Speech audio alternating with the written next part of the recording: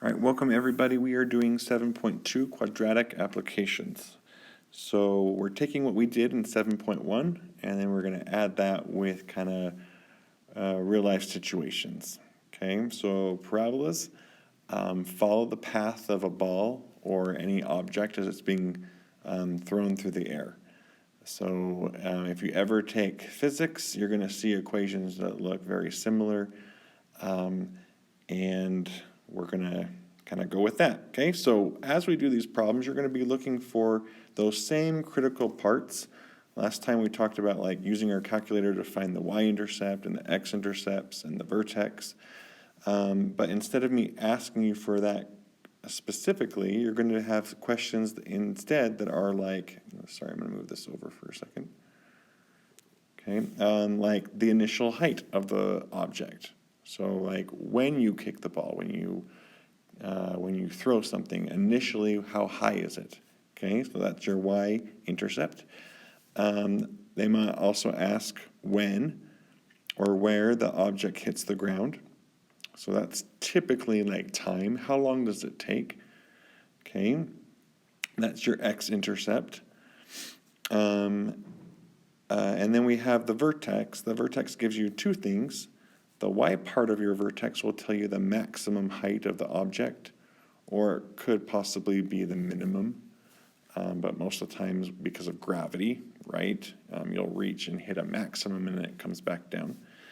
And then the x part of your vertex will tell you like the time it takes to get to that maximum height, or it could also be distance. Okay, so let's go look at an example without using our calculator so we can kind of get a feel of this. So it says a rocket carrying fireworks is launched from a hill above a lake. The rocket will fall into the lake after it explodes at its maximum height. The rocket's height above the surface is modeled by a parabola where y represents height in feet and x represents time in seconds. So we're going to look at that graph and we're going to answer these few questions. So first off, at what height does the rocket start? Again, that's your y-intercept. So if we had an equation instead, you'd need to come up with the y-intercept. So here, just looking at it, our y-intercept, or our starting height, is 80 feet. Please make sure you write units. Next question. How high is the rocket after 1 second? So again, x is seconds.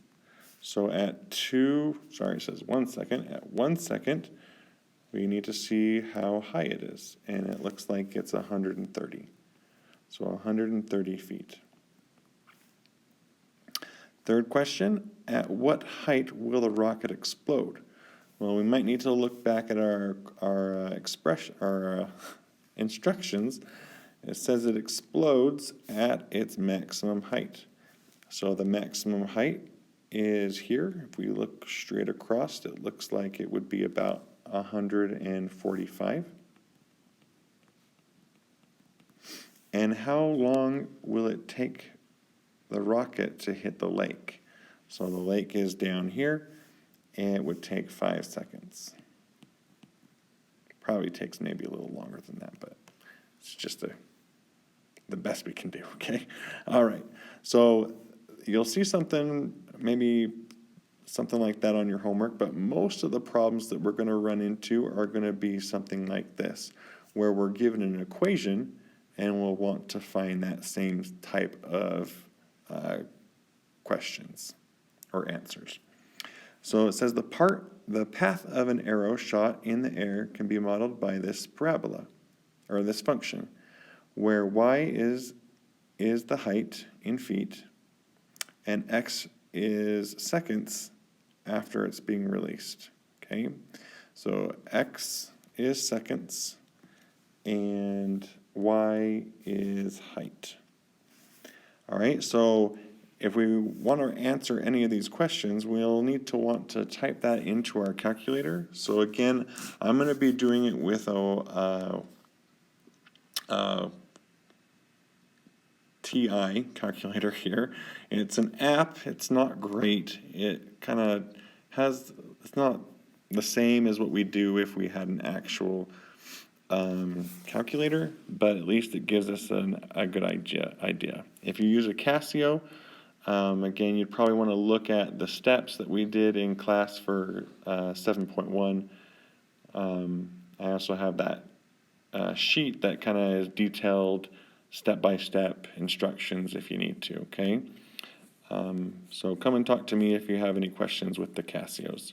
So it says, first off, we want to put in the equation. So I'm already at that place. If not, if you're like somewhere else, like where you're typing stuff, we'll just want to push y equals, and we'll type in our equation. So -3 parenthesis x minus 4 parenthesis squared plus 147. So again, make sure you realize the difference between a negative and a subtraction. It makes a difference on a TI, okay? And then again, our variable button is right next to the alpha button, if you forgot that. So now we'll push graph. Okay, so at this point, your window probably looks something more like this. If I do zoom standard, it might look something like that. So if that's the case, then we'll need to change our window. A little hint here is your equation is in vertex form. So that means that our vertex is 4,147, which means the height or the vertex is at 147. So if we click on our window, we'll probably need to change our y max to be something bigger or higher than 147. So I would maybe just clear that out and put maybe 200. And then if we push graph now, it looks like we can see the vertex, but we can't see the x-intercept. So the second x-intercept. So we need it to be, maybe we could try it be 20. So again, go to our window and we'll change our x max to maybe 20. Oops, that was the min. Try that again. 20. And if we push graph again, now we can see both of the x-intercepts. And a little hint here is when we try and do the x-intercepts, it's nice to have a little more room below your x-axis. So I'm going to go back to window and go to my x-min and make that be, sorry, not x-min, my y-min. I'm going to maybe be -100. So now it's kind of in the center of your graph and you have lots of room to do the things that you need to do. So A, it says what is the maximum height the arrow reaches. So since it's in vertex form, you can kind of find that already. It's 147. But if not, I'll show you how to do that. Would go to second trace. We would choose maximum because that's what we're trying to find is the maximum height. So we'll push 4. And it gives you those same instructions on the actual calculator. It's in a different location, but it says left bound, push enter, right bound, enter, and then your calculator will probably say, well, it will say guess, and you'll have to move it to where you think it is and push enter. So this one, it says that the max is 4,147. So 147 is your height. So we'd write that down. And B says, after how many seconds does it reach that height? So that's 4 seconds. And don't forget to put units, Mr. Warner. Okay? If you have questions, please feel free to come in anytime. All right, so C, how high will the arrow be after 6 seconds? And if you remember how we do that, we do second trace, and we'll choose value. Yours should say x equals, and we're going to type in 6, enter, and it will tell you at 6, it's 135 feet. Okay, D says, at what time will the arrow land on the ground? So that is the right x-intercept. And how we find that in TI is we do a second trace and we choose 0 because that's the height when the x-intercept is. So again, it says left bound, so move your cursor so it's left. Now it says right bound, enter, and you'll have to do guess, enter, and it will tell you it's 11. Okay, so again, like I said, it looks a little different on this app, so I'm sorry about that, but 11 seconds. All right, so any questions, just let me know, come in, and I'll help you out. All right, we'll do these we have 3 more examples here that we're going to go through. So if we need to do a second equation, we'll go back to y equals, and we'll have to push clear. All right, so it says a softball is being thrown from the top of a hill to a friend at the bottom of a hill. The equation is modeled by the curve the ball takes, the equation that models the curve the ball takes can be expressed by this equation, where t is time in seconds and h is height in feet.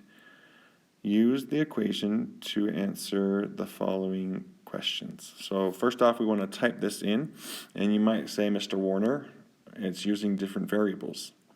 But the thing is that it has t for time, but we will use x for every variable that we'll use. So don't worry about the t. I don't want you to try and put a t in. It needs to stay as x when we use our calculator. So we'll type in negative 4.9 x squared plus 19.6 x plus 58.8. Okay, and then we'll push graph, see what it looks like. It's a little shorter than the other ones, so we don't really need to change our window much. And we'll just answer the question. So what is the starting height of the softball? So again, that is your y-intercept. A little hint here, if it's in standard form, this is our y-intercept. So we could just write that down without even using our graphing calculator. So they're up on a hill, and that's how high the ball is when it's thrown. If you didn't catch that, you can also use our calculator. We'll do, if you remember, we do second trace. We're going to choose number 1, which is value. So just push enter. And we want to type it in when x equals 0, or in this situation, when t equals 0, when time equals 0. And it will tell us that the height here is, the y is 58.8. Okay? B says, what is the max height the ball reaches? How long does it take to reach that max height?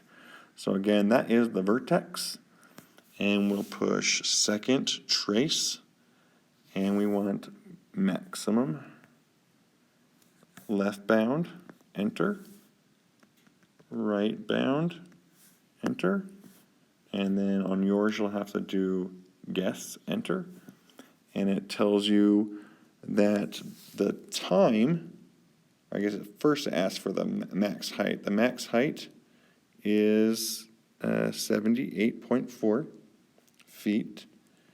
And then the second question there is how long does it take? It's oh, sorry, I think I messed this up. No, that's right. And it's 2 seconds. Okay. All right. C, at what time will the ball hit the ground? So again, that's your x-intercept, the right x-intercept. The left x-intercept is before time starts. That's negative time, and that doesn't apply. So we'll do second trace to get calculate, and we'll do 0, because that's when the height is 0. So same instructions, left bound, enter, right bound, enter, and then guess, enter. And here we go. It says the 0 is at 6. So 6 seconds. How high is the ball after 2 seconds and 5 seconds? So to do this, again, we can just push second, trace, and we'll choose value. So just push enter, type in 2, enter, and we get 78.4 feet. And we also want to know when it's 5, so you can just push 5, enter, and it is 34.3 feet. Okay. All right, last example, using our calculator at least. It says the profits of Olaf's snow shoveling business, Frozen, can be represented by this equation, where y is the amount of money he has in thousands of dollars, and x is the number of years in operation. So y is dollars, x is time. He realizes his frozen business is on a downturn for lack of snowfall.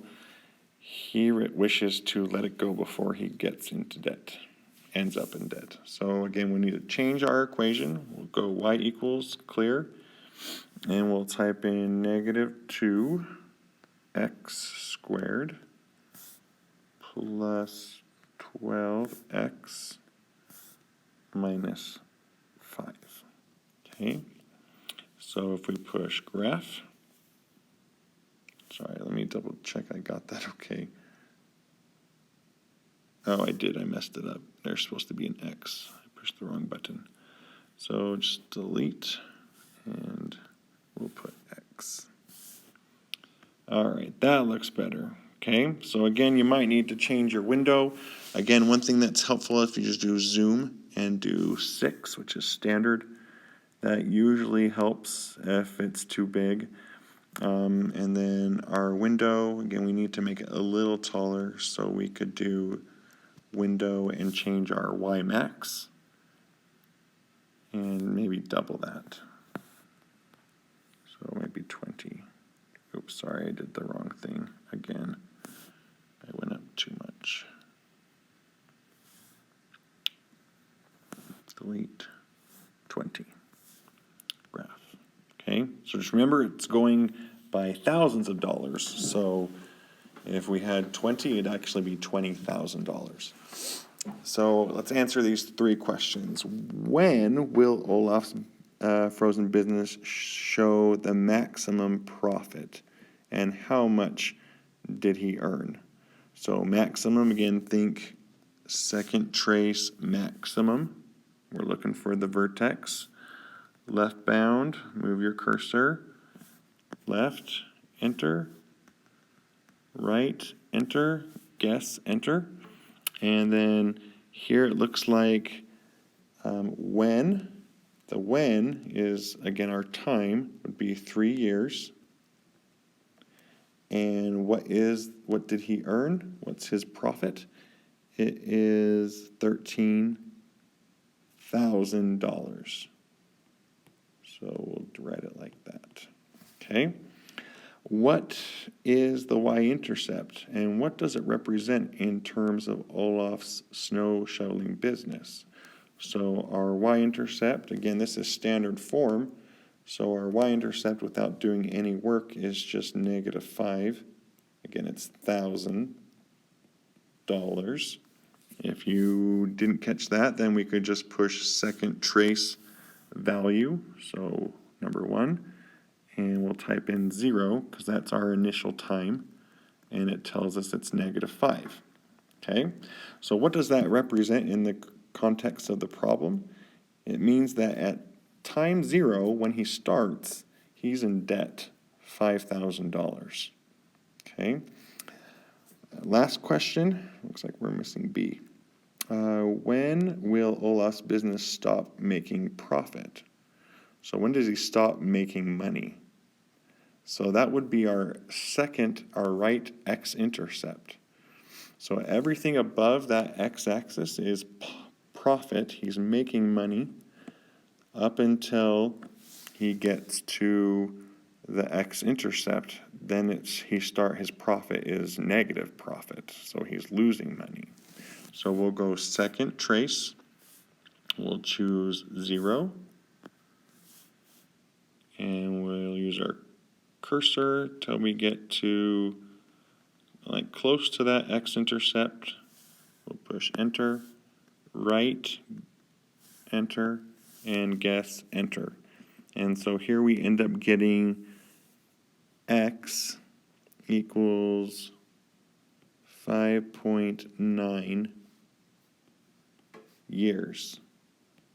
So at 5.9 years, he starts going into debt.